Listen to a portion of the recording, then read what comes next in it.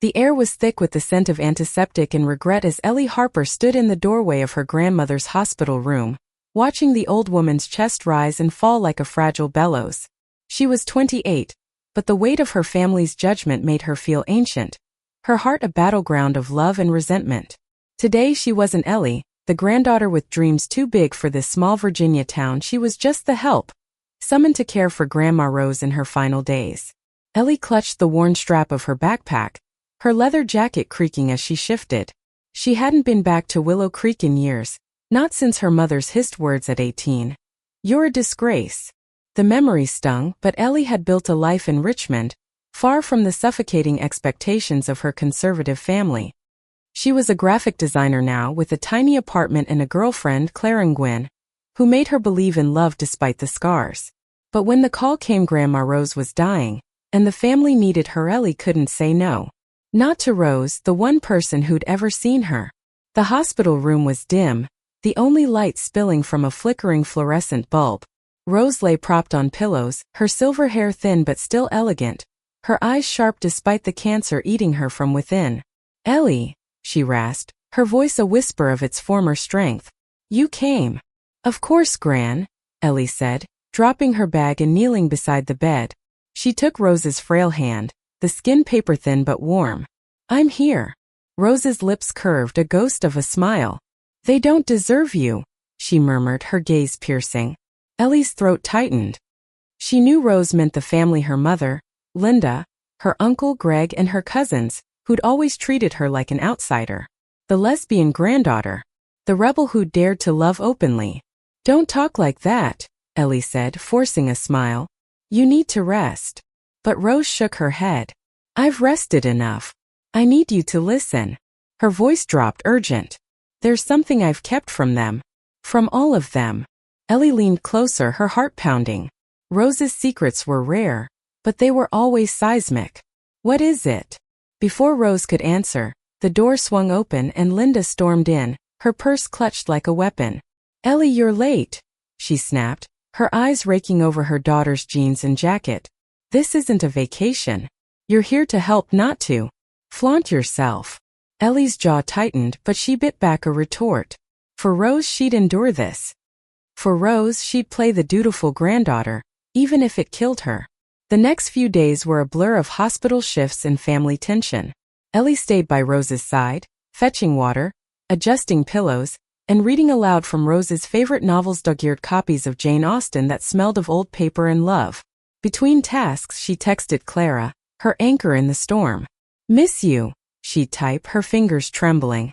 "This place is suffocating." Clara's replies were lifelines. "You're stronger than them. I love you." Clara was everything Ellie wasn't: calm, grounded. A social worker who spent her days helping kids in Richmond's toughest neighborhoods. At 30, Clara had a quiet strength, her dark eyes holding a warmth that made Ellie feel safe. They'd met 2 years ago at a community art fair, where Clara had bought one of Ellie's prints and shyly asked her out for coffee. That coffee turned into late-night talks, shared dreams, and a love Ellie hadn't thought possible. But here in Willow Creek, that love felt like a secret she had to guard with her life. One evening, as Ellie sat by Rose's bed, her grandmother's eyes fluttered open. "Ellie," she whispered, "tell me about her." Ellie froze, her heart racing. She'd never told Rose about Clara, not because she didn't trust her, but because she feared even Rose might not understand. "Who?" she asked, playing dumb. Rose's eyes twinkled with mischief. "The girl who makes you smile when you think no one's watching." Ellie's cheeks burned. "Her name's Clara," she admitted, her voice barely above a whisper. "She's everything." Rose nodded, her expression softening. "Good. You hold on to her. Love like that. It's rare." The words hit Ellie like a wave, washing away years of doubt. She wanted to ask more, to spill every detail about Clara, but footsteps echoed in the hall. Greg, her uncle, barged in, his face red from too much coffee or too little patience. "Ellie, we need to talk about the will," he said, not bothering to lower his voice. "Mom's not thinking straight. She's talking about changing things." Ellie's stomach dropped. "Changing what?" Greg's eyes narrowed. "You'll see. Just don't get any ideas. This family's legacy isn't yours to claim." The words cut deep, but Ellie held her ground. She wasn't here for money or land, she was here for Rose. But Greg's tone, laced with suspicion, made her wonder what Rose was planning, and why it scared him so much. That night, Ellie drove to the family's old farmhouse, where she was staying in the guest room. The house was a relic, its wooden floors creaking with memories of her childhood summers spent running through the fields, Rose teaching her to bake bread, her mother's disapproval always lurking. Now it felt like a battlefield. Linda and Greg were already plotting, their hushed voices carrying through the thin walls as they discussed Rose's estate. The Harper family owned acres of land, a small fortune in this rural corner of Virginia, and they guarded it like vultures. Ellie slipped outside, needing air. She sat on the porch staring at the stars and called Clara. "I don't know how much longer I can do this," she confessed, her voice breaking. "They hate me, Clara. They always have." "They don't know you," Clara said, her voice steady through the phone. "You're here for Rose, not them. And when this is over, you're coming home to me." Ellie closed her eyes, letting Clara's words anchor her. "I wish you were here." "I will be," Clara promised. "Just say the word." The idea of Clara in Willow Creek, facing her family's judgment, terrified Ellie. But the thought of her warmth, her touch, made the darkness feel bearable. "Soon," Ellie whispered. "I need you soon." The next morning, Rose was weaker, her voice barely audible. Ellie sat beside her, holding her hand, when Rose beckoned her closer. "In my nightstand," she whispered. "There's a letter. For you. Don't let them see it." Ellie's heart raced as she glanced at the drawer. Before she could move, Linda burst in, her eyes suspicious. "What's she saying?" she demanded. "Nothing," Ellie lied, her pulse pounding. "Just stories." Linda's gaze lingered, but she didn't press. As soon as she left, Ellie opened the nightstand and found the letter, sealed with Rose's elegant handwriting. "For Ellie, my heart." She tucked it into her jacket, her hands trembling. Whatever was in that letter, it was a secret worth protecting. And Ellie had a feeling it would change everything. Ellie's fingers itched to tear open the letter, but she waited until she was alone in the farmhouse's guest room, the door locked against her family's prying eyes. The envelope was heavy with promise, Rose's cursive, a delicate thread connecting her to the grandmother who'd always been her refuge. She sliced it open, her breath catching as she unfolded the single sheet inside. "My dearest Ellie," it began, "you've always been my pride, even when the others couldn't see it. This family has its traditions, but they've blinded us to what matters: love, courage, you. I've made a choice they won't understand. The will is changed. The land, the house, it's yours. Not because you're my granddaughter, but because you're the only one who's ever truly seen me." Ellie's eyes blurred with tears. The Harper estate, hundreds of acres, the farmhouse, the legacy her family coveted, was hers? It was unthinkable. Rose had always been generous, slipping her money for art supplies as a teen, but this was different. This was a declaration of war. She tucked the letter back into her jacket, her mind racing. Greg and Linda would lose it. They'd spent years treating her like an outsider, dismissing her as the help, while they counted Rose's wealth like vultures circling a carcass. Now Rose had flipped the script and Ellie was caught in the crossfire. The hospital was quieter the next day, the hum of machines a somber backdrop. Ellie sat by Rose's bed, trying to focus on the present, but the letter burned in her pocket. Rose was awake, her eyes brighter than they'd been in days. "Did you read it?" she asked, her voice a whisper. Ellie nodded, her throat tight. "Gran, why?" "They'll hate me more than they already do." Rose's hand squeezed hers, surprisingly strong. "Let them hate. You're my legacy, Ellie. Not their greed." Before Ellie could respond, the door opened and Clara stepped in, her presence like a burst of sunlight in the sterile room. Ellie's heart leapt. She hadn't expected Clara to come, not yet, but there she was, her dark hair pulled back, her sweater soft against her frame.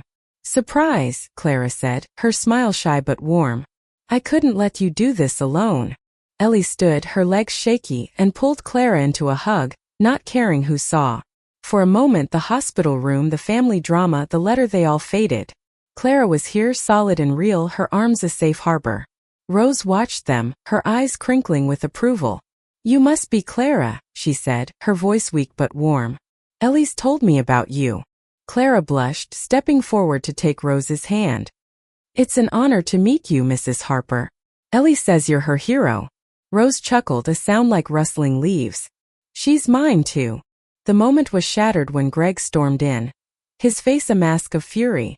What's this? He barked, glaring at Clara. Ellie, this is a family matter. Your friend doesn't belong here.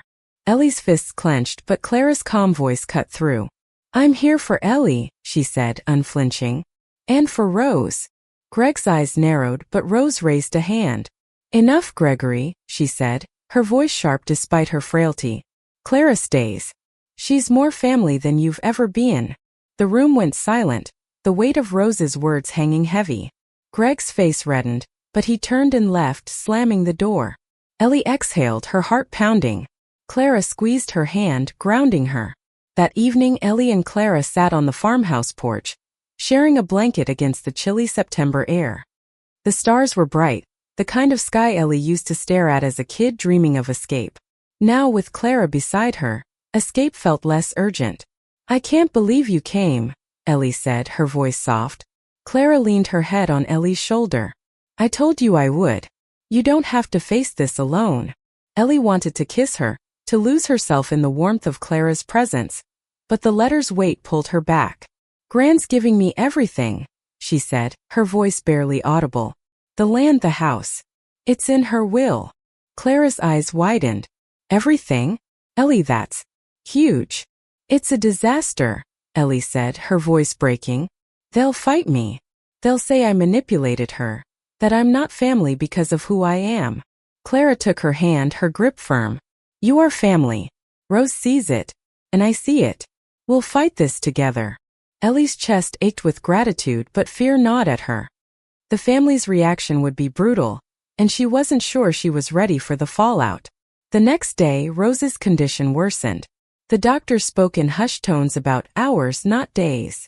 Ellie stayed glued to her side, reading Austen, holding her hand, while Clara ran errands and kept the family at bay. Linda and Greg were relentless, cornering Ellie in the hospital cafeteria to demand answers. What's in the will? Linda snapped, her eyes cold. You've been whispering in her ear, haven't you? I'm here for Gran, not your money, Ellie shot back, her voice shaking with anger. You've never cared about her, only what she could give you. Linda's face twisted, but before she could retort, Clara appeared, her presence calming the storm. Let's go, Ellie, she said, guiding her away. Rose needs you. Back in the room, Rose was awake, her breathing labored. Ellie, she whispered. Promise me you'll fight for it. The land. The house. It's your home. Ellie's eyes stung. I promise, Gran. But I don't want to lose you. Rose smiled, faint but fierce. You won't. I'm with you always. That night, Rose slipped away, her hand in Ellie's, Clara on her other side. The room was quiet, the machine silent.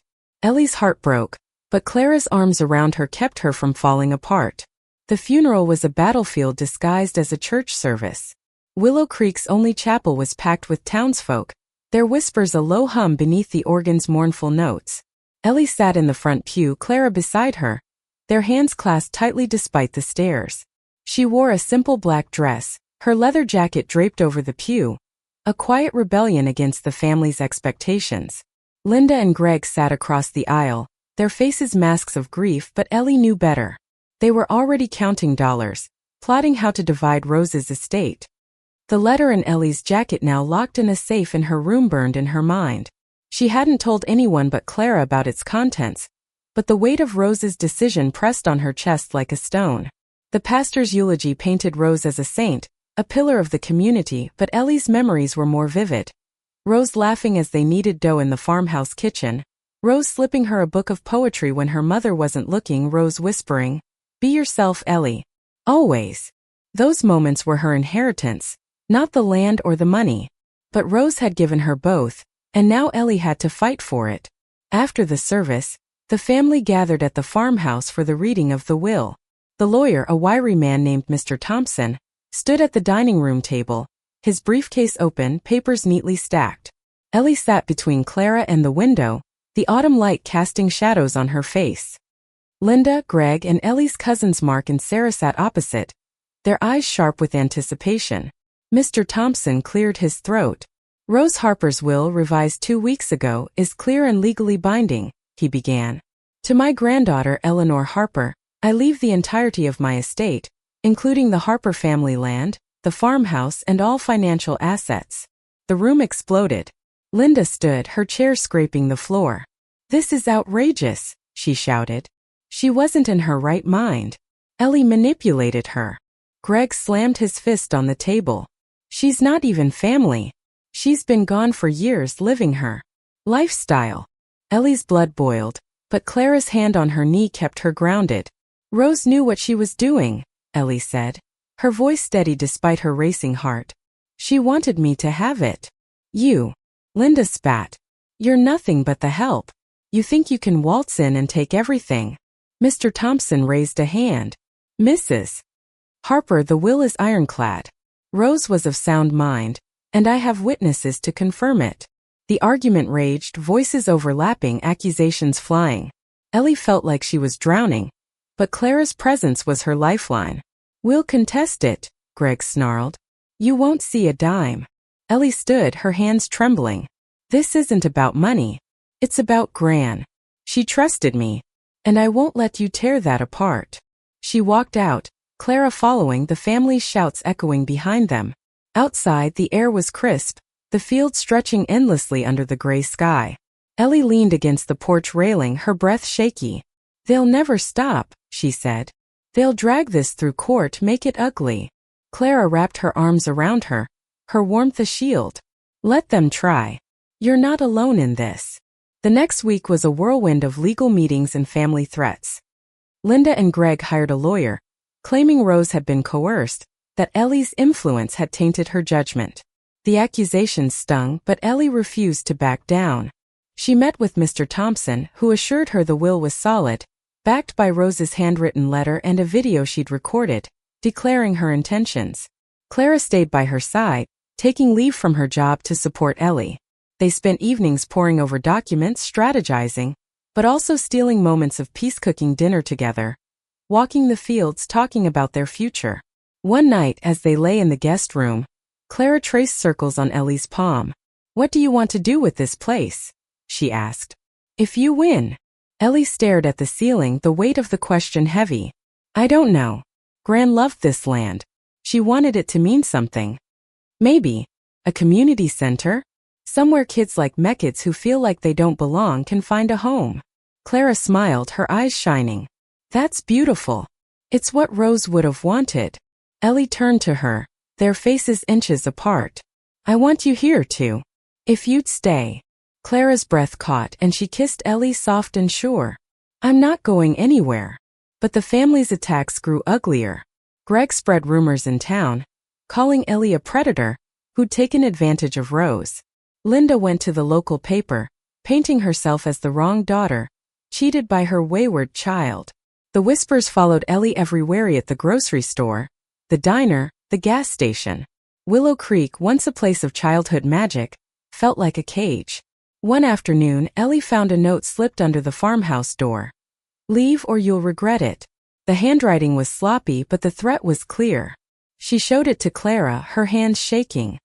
They're trying to scare me, she said. And it's working. Clara's jaw tightened. We need to go to the police. This isn't just a family feud anymore. Ellie hesitated. Reporting it would escalate things, drag the town deeper into their drama. But Clara was right, this was bigger than pride. They drove to the sheriff's office, where a deputy took their statement, his expression skeptical but professional. We'll look into it, he said, but Ellie didn't hold her breath. That night, as they sat on the porch, Clara held her close. You're stronger than they know, she said. Rose saw it. I see it. Ellie buried her face in Clara's shoulder, her tears soaking the soft fabric. I just want to make her proud. You already have, Clara whispered. The courtroom was a stark contrast to the warmth of Rose's farmhouse, its fluorescent lights casting harsh shadows on the faces of the Harper family. Ellie sat at the plaintiff's table, her hands clasped tightly, Clara beside her, a quiet pillar of strength. The hearing to contest Rose's will had begun, and the air crackled with tension. Linda and Greg's lawyer, a slick man in a pinstripe suit, paced the floor, painting Ellie as an opportunist who'd preyed on a dying woman. Eleanor Harper abandoned her family years ago, he said, his voice dripping with disdain. She returned only when Rose was vulnerable, manipulating her into rewriting the will. This is not the act of a loving granddaughter, it's theft. Ellie's nails dug into her palms, but she kept her face neutral. Mr. Thompson stood, calm and measured, presenting Rose's letter and the video she'd recorded. In it, Rose's voice was frail but firm. Ellie is my choice. She's the only one who's ever understood what this family could be. The land is hers to honor our legacy. The judge, a stern woman with gray hair, watched the video in silence, her expression unreadable. Ellie's heart pounded. The video was powerful, but Linda and Greg's accusations were relentless, their lawyer digging into Ellie's past, her lifestyle, her estrangement, her return only at Rose's request. Felt like her life was on trial, not just the will. Clara squeezed her hand under the table, her touch a reminder of why she was fighting. Not for the land, not for the money, but for Rose's trust, for the chance to prove her grandmother right.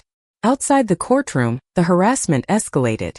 Another note appeared at the farmhouse, this time pinned to the door. You don't belong here. Leave.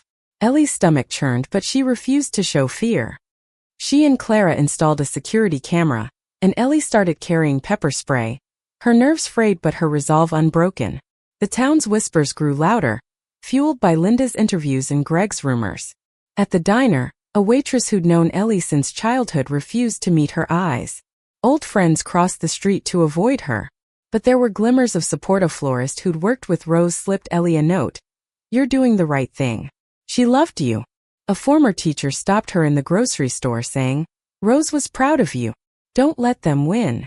These small acts of kindness kept Ellie going, but the real anchor was Clara.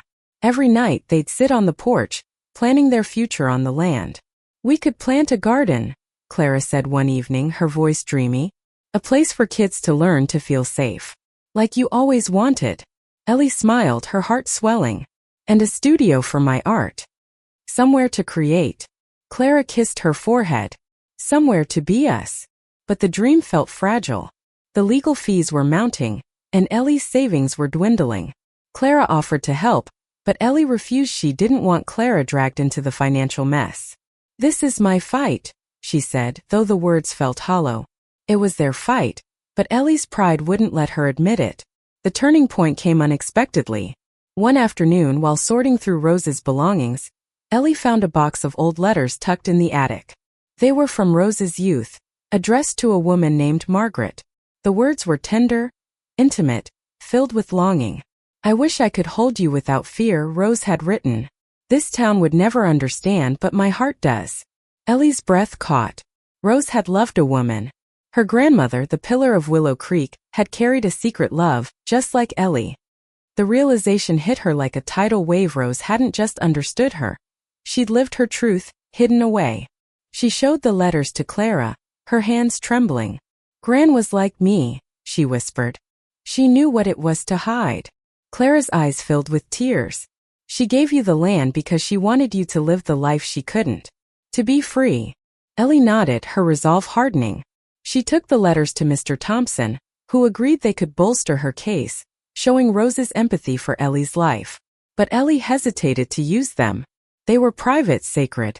Exposing them felt like betraying Rose's trust. That night she dreamed of Rose standing in the fields, her silver hair glowing in the moonlight. Tell our story, Rose said. It's yours now. The next court date was pivotal. Ellie took the stand, her voice steady as she spoke about Rose, not the saint the town revered, but the woman who'd loved fiercely, who'd seen Ellie when no one else did. She didn't mention the letters, not yet, but she shared Rose's words from the hospital. You're my legacy. Linda's lawyer tried to rattle her, questioning her motives, her absence, her relationship with Clara. Isn't it true you returned only for the inheritance? He pressed. Ellie met his gaze. I came from my grandmother. The inheritance is her gift, not my goal. The courtroom was silent, the weight of her words sinking in. Clara's proud smile from the gallery gave her strength. For the first time, Ellie felt like she was winning not just the case but the right to be herself. The judge's gavel fell like a thunderclap, silencing the courtroom. After reviewing the evidence, including Rose Harper's video, letter, and testimony, I find no basis to contest the will, she declared. The estate is awarded to Eleanor Harper, as per Rose's wishes. Ellie's breath caught, relief flooding her. Clara's hand found hers, squeezing tightly, her eyes shining with pride. Across the room, Linda's face crumpled and Greg stormed out, his lawyer trailing behind. The victory was bittersweet. Ellie had won, but the family she'd once hoped to reconcile with was gone. Outside, the autumn air was crisp, the sky a brilliant blue. Clara pulled Ellie into a hug, their laughter mingling with tears. "You did it," Clara whispered. "Rose would be so proud." Ellie nodded, her throat tight. "It's not over. They'll keep fighting in their own way. But for now the land was hers. The farmhouse, the fields, the legacy Rose had entrusted to her. And Clara, standing beside her, was the future she wanted to build. The weeks that followed were a whirlwind of planning. Ellie and Clara moved into the farmhouse, its creaking floors and faded wallpaper a canvas for their dreams. They hired a contractor to start renovations, sketching plans for a community center, a safe space for queer youth, for artists, for anyone who felt like they didn't belong. Ellie framed Rose's letter and hung it in the living room, a reminder of why they were here. The town's reaction was mixed. Some neighbors warmed to the idea, offering donations or volunteering time. Others, swayed by Linda's campaign, kept their distance. But Ellie didn't care. She wasn't doing this for them, she was doing it for Rose, for herself, for the kids who'd grow up in Willow Creek feeling less alone. One evening, Ellie and Clara sat in the fields, a blanket spread beneath them, the stars bright above. Ellie held the box of Rose's letters to Margaret, her fingers tracing the faded ink. "I want to share these," she said. "Not in court but with the world. Grand's story deserves to be told." Clara nodded, her hand resting on Ellie's. "A book, maybe? Or an exhibit in the community center. Her love, your lovey, it's all part of this place now." Ellie smiled, the idea sparking something alive in her. "A legacy of love," she said. That's what she wanted. They kissed under the starlight, the fields whispering around them, and for the first time, Ellie felt truly home. The land wasn't just dirt and grass, it was Rose's heart, beating through her. And with Clara by her side, Ellie knew they'd make it something beautiful. Months later, the community center opened its doors. The farmhouse was transformed, its rooms filled with art supplies, books, and laughter. Kids from Willow Creek and beyond came, some shy, some bold, all finding a place to belong. Ellie taught art classes, her sketches of Clara and Rose adorning the walls. Clara led workshops, her warmth drawing even the most guarded kids out of their shells. At the opening ceremony, Ellie stood before a small crowd, her voice steady. "This is for my grandmother, Rose Harper," she said. "She taught me that love is the strongest legacy we can leave. This place is her gift to us all." The applause was warm, punctuated by a few familiar faces. Rose's old florist friend, the teacher who'd believed in her. Linda and Greg weren't there, but Ellie didn't need them. She had Clara, the kids, the community they were building. That night, as they cleaned up, Clara pulled Ellie close, her eyes sparkling. "You did it," she said. "You made her proud." Ellie looked around at the walls filled with art, the fields glowing under the moon. "We did it," she corrected. "And we're just getting started." Years later, the Harper Community Center was a beacon in Willow Creek, its doors open to all. Ellie published a book of Rose's letters, paired with her own illustrations, a tribute to the grandmother who'd seen her when no one else did. The book found its way into libraries, schools, and hearts, a quiet revolution in a small town. Ellie and Clara married in the fields, under the same stars where they first dreamed of their future. The ceremony was simple, attended by friends, neighbors, and the kids they'd mentored. As they exchanged vows, Ellie felt Rose's presence, a warmth in her chest. The family never reconciled, but Ellie made peace with that. Linda and Greg faded into the background, their anger no match for the life Ellie and Clara built. The land, once a battleground, became a sanctuary, proof that love could outlast hate. And every night, as Ellie and Clara sat on the porch, watching the fireflies dance, Ellie whispered a silent thank you to Rose. For the land, for the love, for the chance to be exactly who she was. Thank you for listening. Like and subscribe to get notifications about next videos.